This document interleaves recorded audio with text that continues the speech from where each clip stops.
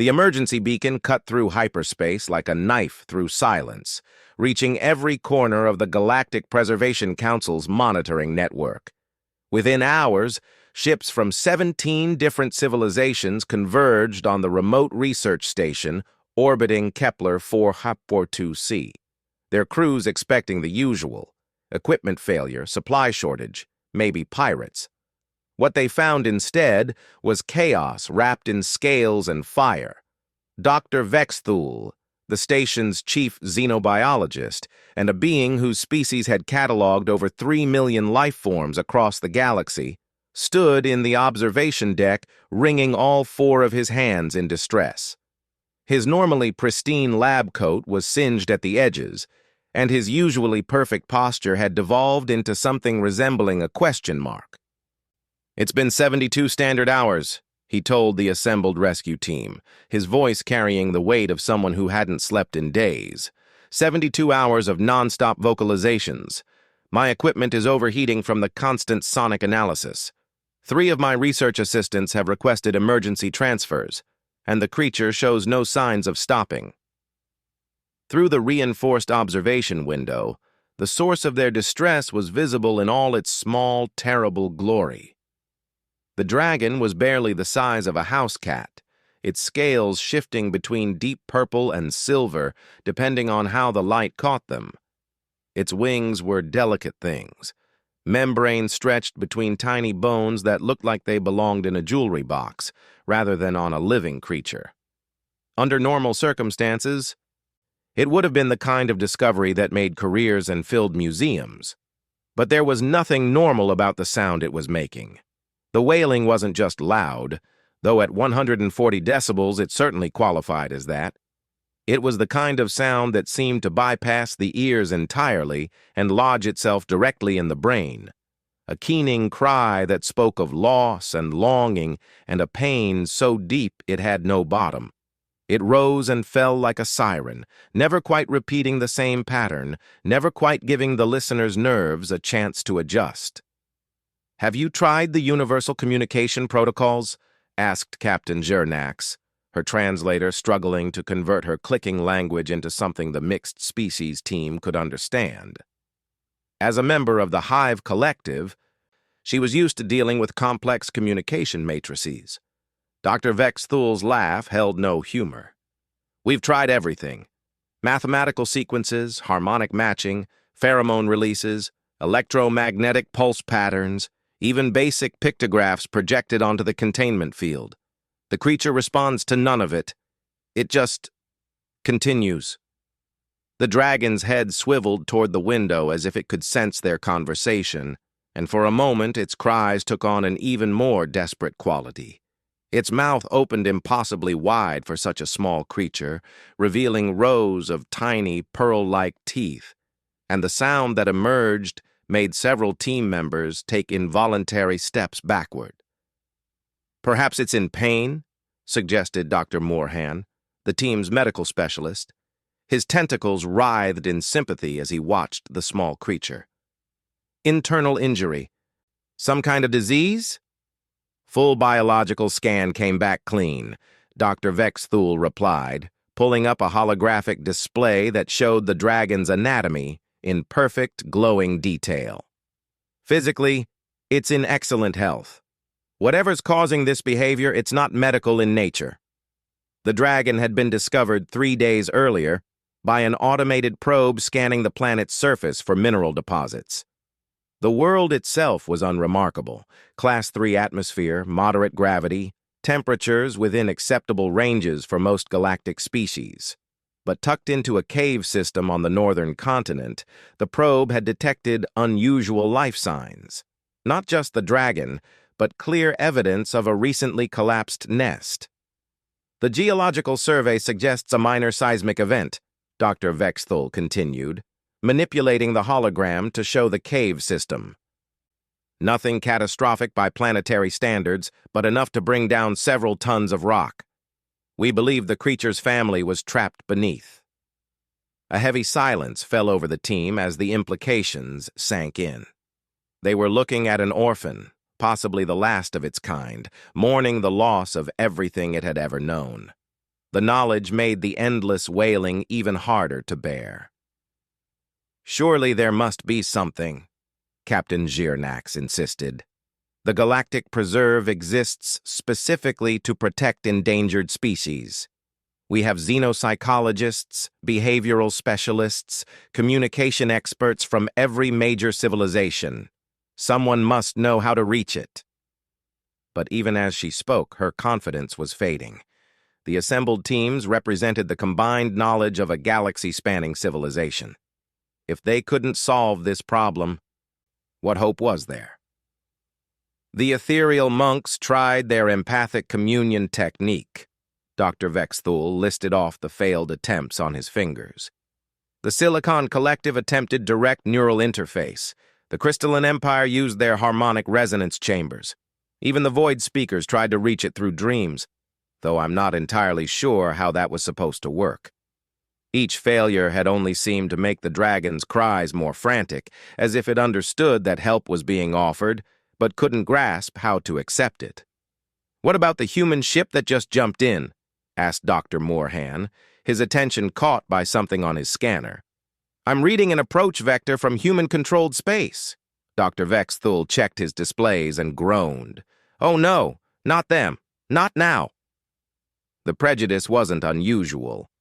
Humans were relative newcomers to galactic civilization, having only achieved faster-than-light travel within the last 2 centuries.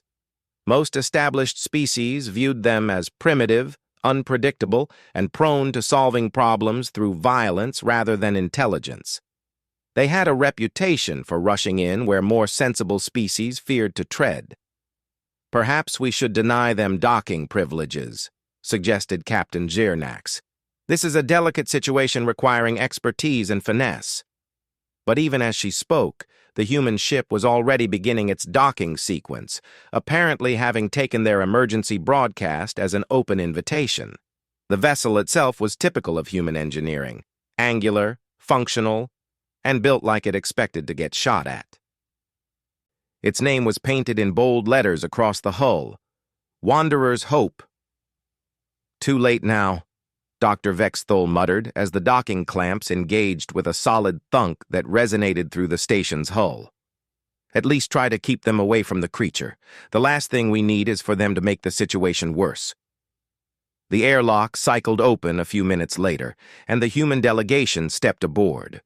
There were 3 of them: a middle-aged man with graying hair and captain's insignia, a younger woman with the bearing of a scientist, and trailing behind them both, a girl who couldn't have been more than 12 standard years old. "I'm Captain Rodriguez," the man announced, his translation implant rendering his words into standard galactic. "This is Dr. Sarah Chen, our xenobiologist, and my daughter Maya. We received your emergency beacon and came as soon as we could." "I appreciate the gesture," Dr. Vexthul replied with barely concealed frustration. "But this situation requires specialized knowledge that—" His words were cut off as the dragon's wails suddenly took on a new quality, becoming even more desperate if such a thing were possible.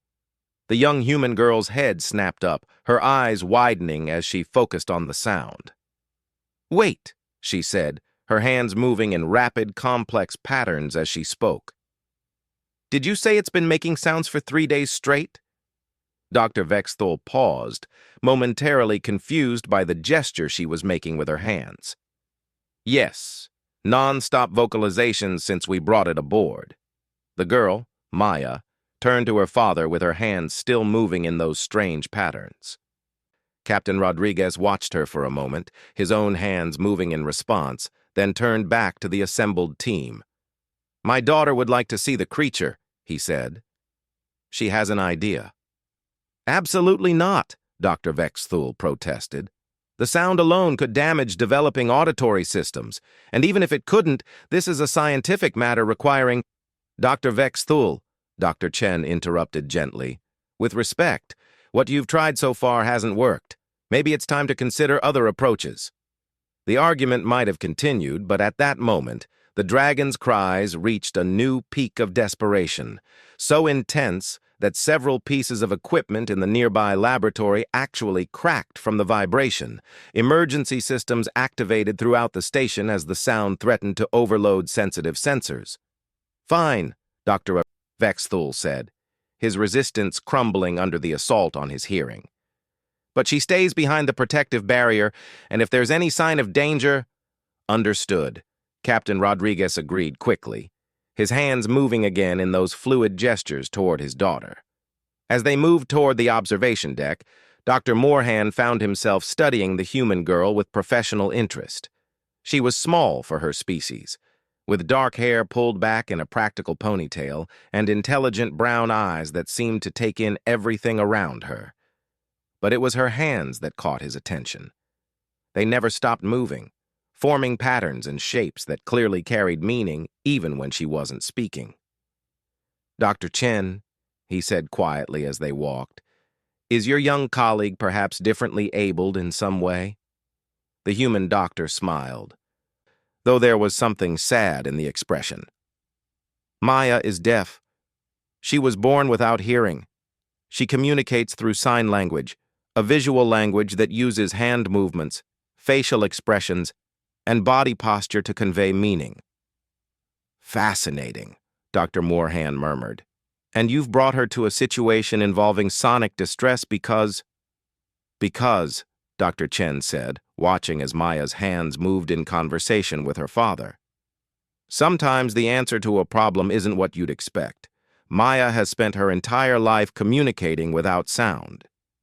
If that dragon is trying to say something, maybe someone who understands communication beyond vocalizations is exactly what we need." They reached the observation deck just as another wave of desperate cries echoed through the station. Maya stepped up to the window, her eyes immediately locking onto the small dragon thrashing in its containment field, and for the first time since her arrival, her hands went completely still. She stood there for a long moment, just watching, her expression growing more thoughtful with each passing second. The dragon, perhaps sensing new attention, turned toward the window, and its cries took on an even more frantic quality. Then Maya began to move her hands again, but differently this time, slower, more deliberately, as if she were working through a complex puzzle in her mind.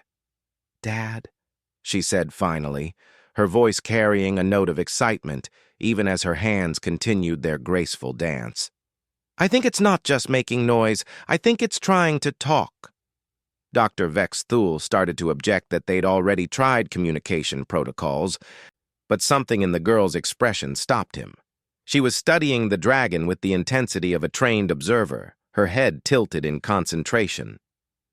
"The pattern," Maya continued, still watching the creature. "It's not random. There's rhythm, repetition, variation. It's structured like language. But no one's been listening to what it's actually trying to say because they can't hear it properly." The dragon's cries continued to echo through the station, but for the first time since the crisis began, Dr. Vexthul found himself wondering if perhaps the humans might be on to something after all. The problem wasn't that the dragon couldn't communicate. The problem was that no one had been speaking its language. Maya pressed her face against the observation window, her breath fogging the transparent aluminum as she studied the small dragon with laser focus. The creature had noticed her attention and had oriented itself to face the window directly, its cries taking on what almost sounded like a conversational quality. "May I have access to the audio recordings from the past 3 days?" she asked, her hands moving in rapid sign language toward her father while speaking aloud for the benefit of the alien team. Dr. Vexthul looked skeptical, but activated his console. "I have complete sonic analysis, frequency breakdowns, pattern recognition algorithms, every piece of data we've collected." "No," Maya shook her head, her hands continuing their graceful dance. "Not analysis, just the raw recordings. I need to see the sounds." "See them?" Captain Jernax clicked in confusion. "Young human, sounds are auditory phenomena. They cannot be visualized in any meaningful—" "They can," Dr. Chen interrupted gently. Maya, show them. The girl nodded and turned to Dr. Vexthul's console. Her fingers moved over the interface with practiced ease, accessing the audio files and converting them into visual waveforms. Suddenly, the observation deck's main display lit up with 3 days' worth of sonic data rendered as flowing, dancing patterns of light. What had seemed like chaos when heard became something entirely different when seen. The waveforms rose and fell in complex but clearly structured patterns, with recurring motifs that repeated like verses in a song. Maya traced her finger along the display, following the visual rhythm of the dragon's calls. Look, she said, her excitement growing. See how this pattern repeats every few minutes? And here, this section always comes after this other one. It's not random vocalizations. It's structured communication with grammar and syntax. Dr. Moorhand's tentacles writhed in fascination as he studied the display. Remarkable! Our audio analysis focused on frequency and volume, but we never considered the temporal structure of the communications. Because you were listening with your ears instead of looking with your eyes, Maya explained, her hands moving in complex patterns as she spoke. In sign language, we use space and time differently than spoken language.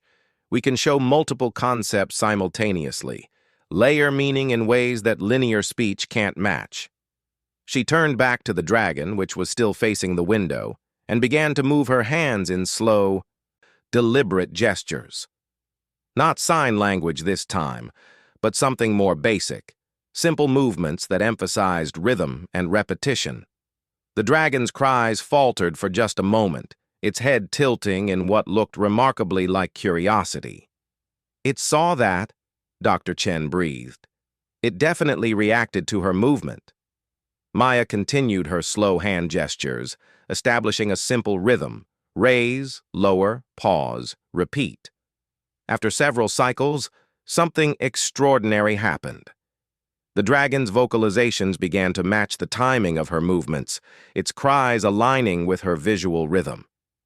Impossible, Dr. Vexthul whispered, but his instruments were already confirming what they were all witnessing. The dragon's sonic patterns were shifting, becoming more structured, more clearly aligned with Maya's gestures. It's not impossible, Maya said, her voice filled with growing excitement as she continued her rhythmic movements. It's just different. Dad, remember what you taught me about first contact protocols, about finding common ground? Captain Rodriguez smiled, his own hands moving in response to his daughter's. Start with mathematics, move to basic concepts, establish trust before attempting complex communication. Exactly. But what if the species you're trying to communicate with can't hear mathematical concepts? What if their language is visual, not auditory? Maya's hands shifted to a new pattern, more complex now, incorporating movement in 3 dimensions rather than just 2. The dragon responded immediately, its body position changing to mirror some of her movements. Its cries were becoming less desperate and more conversational. Young human, Captain Jernak said slowly.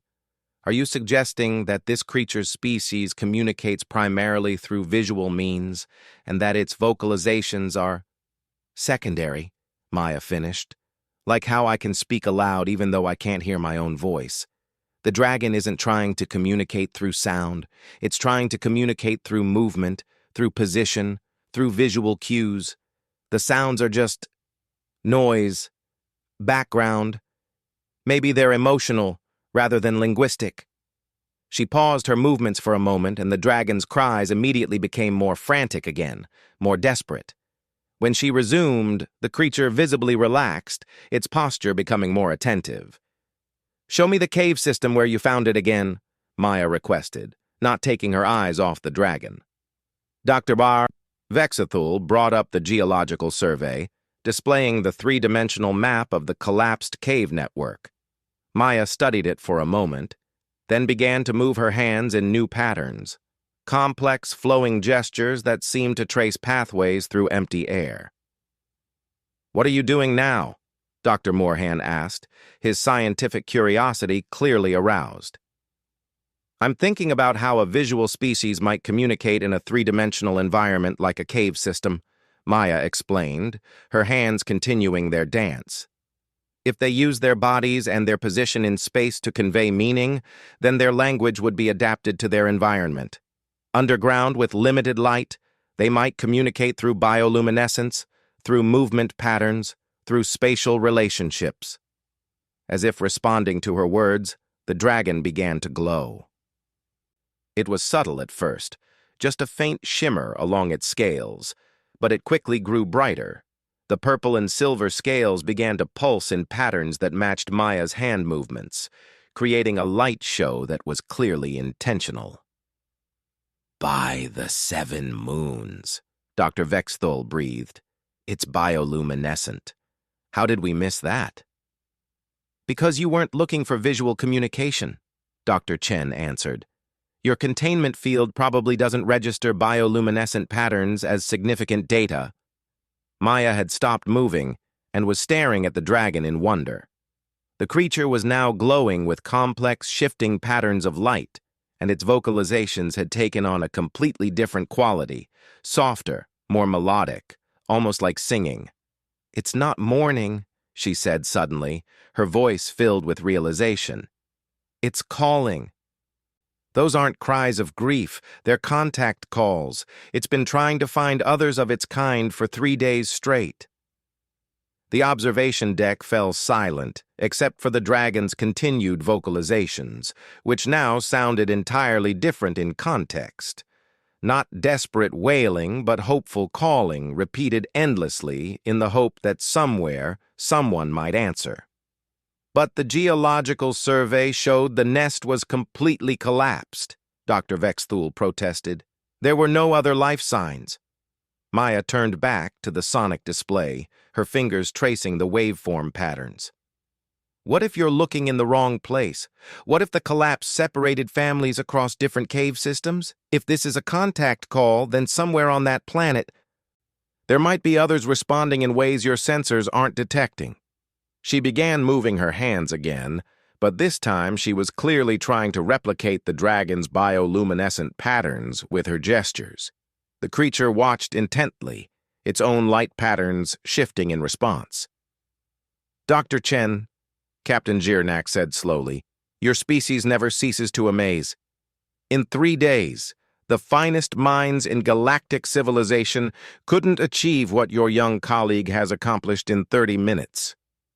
Maya's special, her father replied, pride evident in his voice and his hands. But she's not unique among humans. Her way of seeing the world, of understanding communication beyond traditional sound, it's something our species had to develop. We've always had members of our community who communicated differently, and we've learned to value those differences. Maya was now engaged in what could only be called a conversation with the dragon. Her hand movements had become incredibly complex, incorporating elements of sign language mixed with what appeared to be mimicry of the dragon's light patterns. The creature was responding with its own patterns, its bioluminescence dancing across its scales in waves of purple and silver. It's trying to tell me about the caves, Maya said, her voice filled with concentration as she continued her gestural conversation. There are passages underground that your surface scans didn't detect. Deep tunnels that connect multiple cave systems across a wide area. She paused, studying the dragon's light patterns more carefully. And it's not the only one. There are others, maybe dozens of others, scattered across the underground network. They're calling to each other, but they can't find the connection points because of the collapse. Dr. Vexthul was already working at his console, adjusting the scan parameters to look for deep underground passages rather than just surface caves. If you're correct, then we may have missed an entire subterranean ecosystem. We need to go back to the planet, Maya said with absolute certainty, her hands still moving in conversation with the dragon. Not just to map the caves, but to help reunite separated families. This little one isn't orphaned, it's lost. The dragon's vocalizations had changed completely now. Where before they had been desperate wails, they were now complex melodic sequences that rose and fell like songs. Its bioluminescent display was equally elaborate, creating patterns that were clearly linguistic in their complexity. "What is it saying now?" Dr. Moorhan asked, his medical training making him sensitive to the emotional shift in the creature. Maya watched the patterns carefully, her own hands moving in response. "It's telling me about home, about the deep places where light dances on crystal walls, about family groups that hunt together in the dark, communicating through touch and light and movement." She paused, a look of wonder crossing her face. "And it's asking if we know the way back." Captain Rodriguez stepped forward, his hands moving in rapid sign language toward his daughter. She nodded and turned back to the team. "My father wants to know if you'll authorize a return mission to the planet, not just for scientific study, but for humanitarian reasons, to help this young one find its family." Dr. Vexthul looked around at his colleagues, then back at the dragon, which was now watching them all with obvious intelligence and what could only be described as hope. "After what I've witnessed today, how could I say no?" But even as he spoke, Maya was frowning at the dragon's latest light display. "There's something else. Something it's trying to warn us about. The collapse wasn't natural. It was caused by something else, something that's still down there." The dragon's bioluminescence suddenly flared bright red, its posture becoming defensive, and its vocalizations took on a sharp, urgent quality that needed no translation.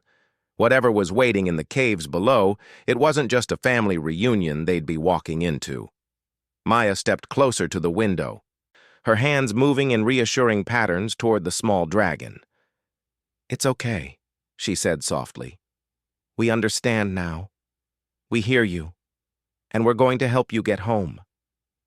The dragon's colors shifted back to purple and silver, its posture relaxing slightly. But the intelligence in its eyes as it watched the assembled team was unmistakable. It knew they understood now. It knew help was finally coming. And somewhere deep beneath the planet's surface, others were still calling in the dark, waiting for an answer that was finally on its way. The descent to the planet's surface took 18 hours, but Maya spent every minute of it in the makeshift communication chamber they'd set up aboard the Wanderer's Hope. The young dragon, whom she'd started calling Shimmer for its beautiful light displays, had been transported from the research station in a specially modified habitat that allowed it to see out while keeping it safe during the journey. Maya sat cross-legged in front of the habitat, her hands moving in constant conversation with Shimmer.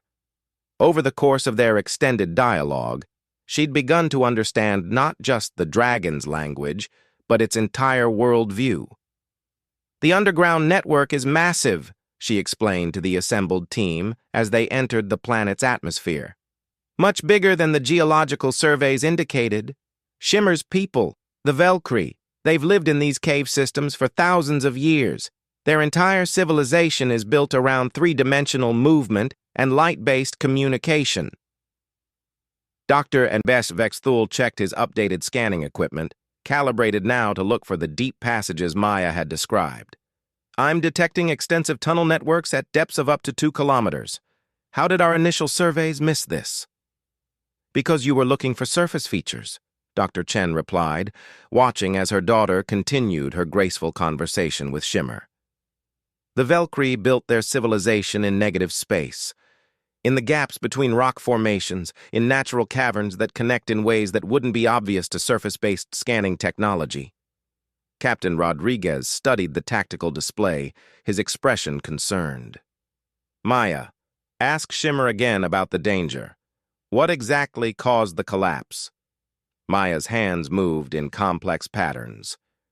And Shimmer's response was immediate, a flare of red light accompanied by defensive posturing. The small dragon's bioluminescence painted urgent warning patterns across its scales. "It's hard to translate directly," Maya said, her voice troubled. "But there's something Shimmer calls the Stone Eaters. creatures that burrow through rock and destabilize cave systems. They're not native to this world. They were brought here by, I think the closest translation would be sky metal. Dr. Moorhan's tentacles writhed in agitation. Sky metal? That could refer to a crashed ship. If an alien vessel landed here and brought invasive species with it? That would explain the seismic activity, Dr. Vexthul agreed grimly. And if these stone eaters are still active, they could be causing ongoing destabilization throughout the cave network. The Wanderer's Hope touched down near the original cave site, and the team quickly established a base camp. Maya, despite being the youngest member by several decades, had somehow become the de facto leader of the communication effort. Even Captain Zernax, with all her military experience, deferred to the human girl's expertise in this unprecedented situation. Shimmer says the main colony is about 3 kilometers northeast of here, but the direct passages were collapsed, Maya reported, her hands never stopping their conversation with the small dragon. There's another route, but it's dangerous. It goes past where the Stone Eaters are most active. Dr. Chen knelt beside her daughter, her expression worried. Maya, you don't have to go down there. We can try to map the tunnels with drones, establish communication remotely. No, Maya interrupted, her hands moving emphatically toward Shimmer, who responded with supportive purple lights. Shimmer's people have been trapped for days. Some of the passages are flooded, others are filling with toxic gases from the geological disturbance. They need to move soon, but they're afraid to leave their safe chambers because they can't communicate with each other across the damaged sections. She turned to face the adult team members, her young face set with determination that reminded everyone that humans, regardless of age, had a particular talent for stubbornness in the face of impossible odds. I need to go down there and serve as a relay point. I can communicate with Shimmer, and Shimmer can communicate with its people. Together, we can coordinate the evacuation of the entire colony. Absolutely not, Dr. Vexthul protested. The risk is too great. If the Stone Eaters are as dangerous as indicated... Dr. Vexthul, Captain Rodriguez interrupted, his own hands moving in quick sign language with his daughter before continuing aloud. Maya reminds me that communication is often about accepting risks to help others. Her people, the deaf community on Earth, had to fight for recognition, for accommodation, for the right to participate fully in society. She's not backing down from this. The debate might have continued, but at that moment their scanning equipment detected something that changed everything. Deep underground, massive sections of the cave system were beginning to collapse in a progressive wave that was moving toward the main Velcri colony. The Stone Eaters are accelerating their activity, Dr. Moorhan observed, studying the seismic data. At this rate, the entire network will be uninhabitable within hours. Maya was already suiting up in cave exploration gear, her hands moving rapidly in conversation with Shimmer. We need to move now. Shimmer can guide us to the safe passages, but only if we go together. Its people won't trust strangers, but they'll trust family. Dr. Chen helped her daughter adjust the specialized helmet that would allow Shimmer to ride along while maintaining visual contact. If you're doing this, you're not doing it alone. I'm coming with you. As am I, Dr. Vexthul declared, surprising everyone. I may have underestimated human capabilities, but I'm still the senior xenobiologist on this mission. In the end, it was a party of 6 that descended into the caves. Maya and Dr. Chen, Dr. Vexthul and Dr. Moorhan, Captain Rodriguez, and Captain Zernax. Shimmer rode in a specialized carrier on Maya's chest, its bioluminescent communication visible through a transparent panel. The tunnels were even more magnificent than the scanning data had suggested. The walls were lined with crystal formations that caught and amplified Shimmer's light, creating a communication network that could carry visual messages across vast distances. It was like stepping into a living fiber optic system designed by evolution itself. Incredible, Dr. Vexthul breathed as they moved through passages that curved and twisted in 3 dimensions. An entire civilization based on lightspeed communication through crystal resonance.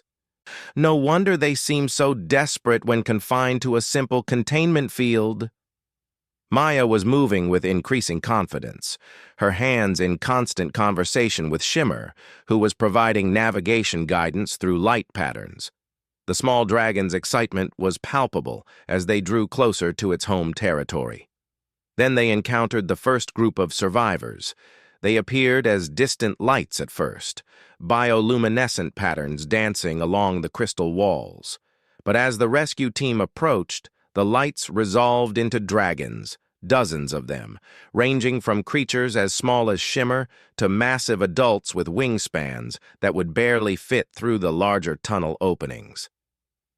Maya stopped and began an elaborate visual introduction, her hands working in concert with Shimmer's light patterns. The effect was like watching 2 languages merge into one. Human sign language enhanced by alien bioluminescence, creating a communication system neither species could have achieved alone.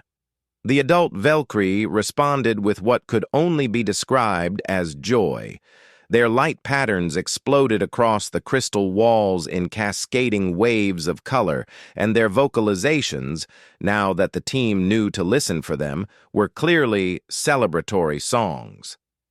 "They're asking how we learned to speak light," Maya translated, her own voice filled with wonder. "They want to know if our people are also children of the crystal caves." Dr. Chen smiled, watching as her daughter conducted an increasingly complex conversation with beings who had lived in these tunnels for millennia. "Tell them we're children of the sky, but we've learned to speak in ways that don't require sound. Tell them that some of our people understand that communication is more than just words." The conversation continued as they moved deeper into the tunnel system, gathering more survivors at each major junction. Maya served as the primary communication link, but she was also teaching the adults how to interpret the basic light patterns. By the time they reached the main colony, Captain Zirnax could manage simple greetings in bioluminescent language, and Dr. Vexthul was taking detailed notes on the grammatical structure of crystal-reflected light communication. The main colony was breathtaking. A vast cavern filled with crystal spires that reached from floor to ceiling, each one alive with dancing lights as hundreds of Valkyrie communicated across the 3-dimensional space. It was like standing inside a living galaxy, with each point of light representing a conversation, a story, a life. But the beauty was marred by the obvious signs of distress. Many of the crystal spires had been damaged by recent seismic activity, and sections of the cavern showed clear evidence of structural instability. "The Stone Eaters are directly below us," Maya reported after a rapid consultation with several adult Valkyrie. "They're undermining the foundation columns. The colony elders estimate they have maybe 4 hours before the whole chamber collapses." The evacuation that followed was unlike anything in galactic history. Maya positioned herself at the center of the chamber, serving as a human relay station, while Shimmer and other young Valkyrie carried her translated messages to different family groups. The adult team members spread throughout the cavern, each learning to interpret basic light signals so they could coordinate the movement of hundreds of survivors through narrow passages. Dr. Vexthul found himself guiding elderly Valkyrie through tunnels using a combination of gentle touch and simple light patterns projected from his tablet. Dr. Moorhan used his medical training to identify injured or sick individuals who needed special assistance. Captain Zirnax, with her military background, organized the evacuation into efficient groups that could move quickly through the complex tunnel system. But it was Maya who held it all together, her hands moving in constant translation between human coordination and Valkyrie communication needs. She was simultaneously directing traffic flows, providing emotional support to frightened youngsters, and maintaining contact with advanced scouts who were checking the safety of various tunnel routes. "How is she managing all of this?" Dr. Vexthul asked Dr. Chen during a brief pause in the evacuation. Practice, Dr. Chen replied, watching her daughter coordinate with 3 different groups simultaneously. Maya's spent her entire life managing complex multi-party conversations that most people can't even see happening. In the deaf community, group communication often involves multiple people signing at once, with each person tracking several conversation threads simultaneously. For her, this is just bigger. The evacuation was nearly complete when they encountered the Stone Eaters. They came from below, erupting through the crystal floor in an explosion of rock and dust. The creatures were nothing like anything in galactic biological databases, metallic things that moved like liquid mercury but could bite through solid stone. They were clearly artificial, bioengineered rather than evolved. "Everyone out!" Captain Rodriguez shouted, but his words were unnecessary. Maya had already flashed the evacuation signal through the crystal network, and every Valkyrie in the chamber was moving toward the exits in perfect coordination. The retreat through the tunnels was harrowing but orderly. The Stone Eaters seemed to focus on the crystal structures rather than the fleeing life forms, but their activity was bringing down sections of tunnel behind the evacuation groups. They reached the surface just as the main chamber collapsed entirely, taking several kilometers of surrounding tunnel network with it. The ground shook for minutes as the underground civilization that had stood for millennia finally succumbed to the alien invaders. But they had saved everyone. All 847 members of the local Valkyrie colony stood blinking in alien sunlight, their bioluminescent patterns dim but hopeful in the unfamiliar environment. "What happens now?" Dr. Chen asked, as they watched the dragons adapt to their first experience of sky and open air. Maya was still in conversation with Shimmer and several of the colony elders, her hands moving in the complex hybrid language she'd developed. "They want to know if there are other crystal caves on other worlds. They're willing to relocate if it means staying together as a people." Dr. Vexthul was already checking his databases. "There are several worlds in this sector with similar geological formations, and with what we've learned about their true habitat requirements, we can probably modify existing cave systems to accommodate their needs."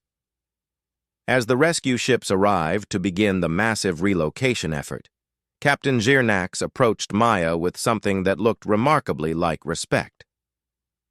"Young human," she said, her clicking language rendered into standard galactic by her translator, "today you have achieved something that will be remembered for generations.